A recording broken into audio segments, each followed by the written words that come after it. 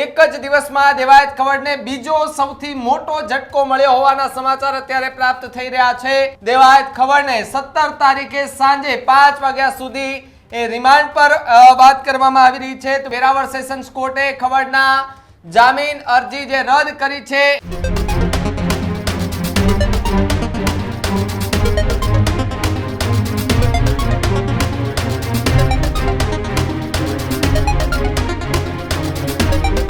નમસ્કાર, આપ જોઈ રહ્યા છો ન્યૂઝ રૂમ અને આપની સાથે હું છું ભાવિક। સમાચાર દેવાયત ખવડને લઈને સામે આવી રહ્યા છે કે જે એક જ દિવસમાં દેવાયત ખવડને બે મોટા ઝટકા લાગ્યા હોવાના સમાચાર આવી રહ્યા છે। એક જ દિવસમાં દેવાયત ખવડને બીજો સૌથી મોટો ઝટકો મળ્યો હોવાના સમાચાર અત્યારે પ્રાપ્ત થઈ રહ્યા છે। જો વાત કરવામાં આવે તો દેવાયત ખવડના જામીન રદ થયા બાદ આ સૌથી મોટો એક બીજો ઝટકો લોક સાહિત્યકાર દેવાયત ખવડને મળ્યો। દેવાયત ખવડને 17 તારીખે સાંજે 5 વાગ્યા સુધી રિમાન્ડ પર વાત કરવામાં આવી રહી છે। તો બીજી તરફ આજે રાત સુધીમાં દેવાયત ખવડને પોલીસ સ્ટેશનમાં હાજર થવા માટે ફરમાન કરી દેવામાં આવ્યું છે। વેરાવળ સેશન્સ કોર્ટે ખવડના જામીન અરજી જે રદ કરી છે એ જામીન અરજી રદ થયા બાદ તેમને હાજર થવાની સૂચના આપવામાં આવી। નીચલી કોર્ટના આદેશ સામે કોર્ટે વાંધો ઉઠાવ્યો હતો, જે પ્રમાણે આખી ઘટના બની હતી તે બાદ એમના ઉપર ફરિયાદ દાખલ કરવામાં આવી હતી। જો કે ખવડના વકીલે જામીન રદ થતા કોઈ પણ જાતનો વાંધો નથી ઉઠાવ્યો। દેવાયત ખવડને એ તાલાળા પોલીસ કે જે ત્યારે લઈ આવી હતી એ સ્ટેશને હાજર થવાનો હુકમ દેવાયત ખવડ સામે અમદાવાદના યુવક પર એ હુમલો કરવામાં આવ્યો હતો તે વિગતો મળી હતી। સાથે જો વાત કરવામાં આવે તો દેવાયત ખવડ સહિત 15 લોકો સામે એ ફરિયાદ નોંધાઈ છે। એ ફરિયાદના આધારે 18 ઓગસ્ટે નીચલી કોર્ટે એ તમામ લોકોને જામીન જે છે તે આપ્યા હતા। તે તમામ લોકો જેલ મુક્ત થયા હતા।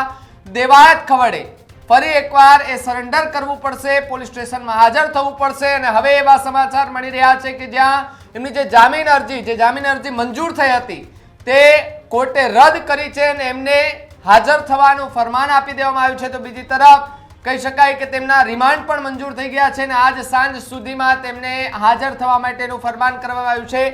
સરકારી વકીલ આ મુદ્દે શું કહી રહ્યા છે એમને પણ સાંભળીએ।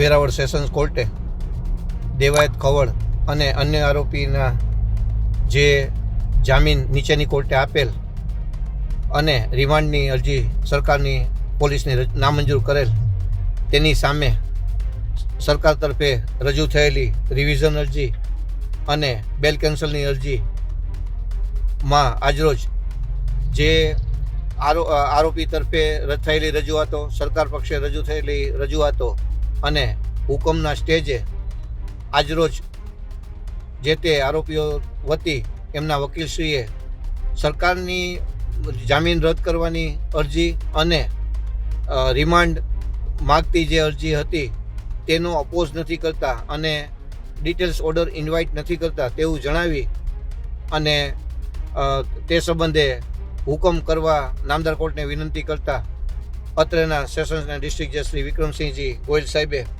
આ કામમાં નીચેની કોર્ટે આપેલા બેલ બોન્ડ રદ કરવાનો અને તારીખ 11ના રોજ એટલે કે આજથી હુકમની જાણ થયા બાદ આ કામના કોર્ટ કસ્ટડીમાંથી પોલીસને તારીખ 17/9/25ના કલાક 11 સુધીની કસ્ટડી સોંપી આપેલી છે।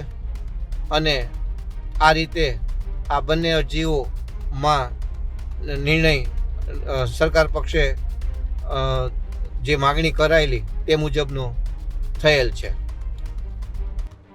તો જે પ્રમાણે સરકારી વકીલની પણ આ મુદ્દે પ્રતિક્રિયા આવી છે અને સાથે જ દેવાયત ખવડના જે વકીલ હતા તેમણે આ મુદ્દે કોઈ પણ જાતનો વાંધો ન ઉઠાવ્યો હોવાની વિગતો અત્યારે પ્રાપ્ત થઈ રહી છે। ઘણા લાંબા સમયથી દેવાયત ખવડ એ ચર્ચામાં આવ્યા હતા અને સાથે જ જે સનાથલવાળી જે બબાલ હતી તે બબાલના 6 મહિના બાદ આખી આ ઘટનાને અંજામ આપ્યો અને ધ્રુવરાજસિંહ ચૌહાણ નામના સનાથલવાળા જે ધ્રુવરાજસિંહ ચૌહાણ હતા તેમને પર હુમલો કરવામાં આવ્યો હતો। ત્યારબાદ એ ફરાર થયા હતા। પોલીસે સુરેન્દ્રનગર નજીકથી તમામને ઝડપી પાડ્યા હતા। એ તમામને વેરાવળ લઈ આવવામાં આવ્યા હતા। ત્યાં તેમની જામીન અરજી પણ મંજૂર થઈ હતી, પરંતુ હવે સમાચાર એ કે એમની મુશ્કેલીમાં સતત વધારો થઈ રહ્યો છે। આજ મુદ્દે વાત કરવા માટે ગીર સોમનાથથી મારા સહયોગી અર્જુન વાળા જોડાયા છે। અર્જુન, જે રીતે દેવાયત ખવડની મુશ્કેલીમાં ફરી એકવાર વધારો થયો છે, અત્યારે જે પ્રકારે કહી શકાય કે જામીન એમને મુક્ત થયા હતા, જેલની બહાર આવ્યા હતા, જામીન રદ થઈ ગયા છે ને અત્યારે એવા સમાચાર મળી રહ્યા છે કે રિમાન્ડ મંજૂર થયા છે. શું વધુ વિગત? ભાવિન, આપને જણાવી દઉં તો લોક ડાયરાના કલાકાર હંમેશા વિવાદોમાં રહેતા દેવાયત ખવડને લઈને એક મોટા સમાચાર છે. દેવાયત ખવડની મુશ્કેલીમાં સતત વધારો છે તે થઈ રહ્યો છે. કોર્ટ દ્વારા દેવાયત ખવડ સહિતનાઓની 7 દિવસના રિમાન્ડ છે તે મંજૂર કર્યા છે. રિમાન્ડ આવતી 17 સપ્ટેમ્બર 2025 સુધીના રિમાન્ડ છે તે કોર્ટ દ્વારા મંજૂર કરવામાં આવ્યા છે. અગાઉ જામીન રદ થતા રિમાન્ડ નામંજૂર કરવા તાલાલા પોલીસે વેરાવળ ડિસ્ટ્રિક્ટ કોર્ટની અંદર અરજી કરી હતી.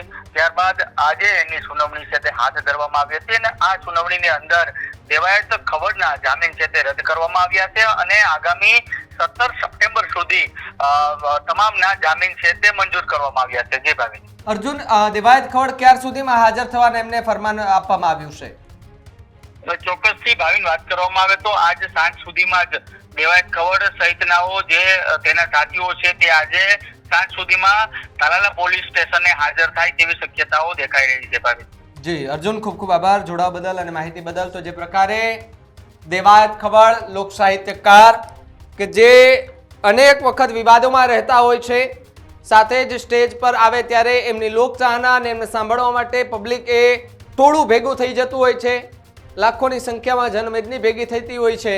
યુવાનો આજકાલ એ એમના ડાયરાને લઈને ટ્રેન્ડિંગ ચાલતા હોય છે, પરંતુ એ જ કલાકારો જો વિવાદમાં આવે ને જેલમાં જવું પડે અને અત્યારે જે પ્રકારે સમાચાર મળે છે કે એ જ દેવાયત ખવડની મુશ્કેલીમાં સતત વધારો થઈ રહ્યો છે, જામીન મંજૂર થઈ ગયા, એમણે તો ડાયરા બેરા બધા ચાલુ કરી દીધા હતા, પરંતુ ફરી એકવાર એ મુશ્કેલીમાં સતત ને સતત એમનો વધારો થઈ રહ્યો છે અને ફરી એકવાર એમને જે રિમાન્ડ જે છે તે મંજૂર થયા છે ને આજ સાંજ સુધીમાં દેવાયત ખવડ સહિતની સાથે જે લોકો હતા કે જે અગાઉ પોલીસ સ્ટેશનમાં જે હાજર કરવામાં આવ્યા હતા, લઈ આવવામાં આવ્યા હતા, જેની પૂછપરછ કરવામાં આવી હતી, એ તમામ લોકો એટલે દેવાયત ખવડની સાથે રહેલા તમામે લોકો કે જેને પોલીસ સ્ટેશન હાજર થવા માટેનું ફરમાન આપવામાં આવ્યું છે, એટલે આજ સાંજ સુધીમાં દેવાયત ખવડ હાજર થાય છે કે કેમ, ત્યાં પણ સૌ કોઈનો એક સવાલ અહીંયા ઊભો થઈ રહ્યો છે. સાથે જ જો વાત કરવામાં આવે તો ઘણા લાંબા સમયથી આ કેસ જે છે તે ચર્ચાનો વિષય બન્યો હતો.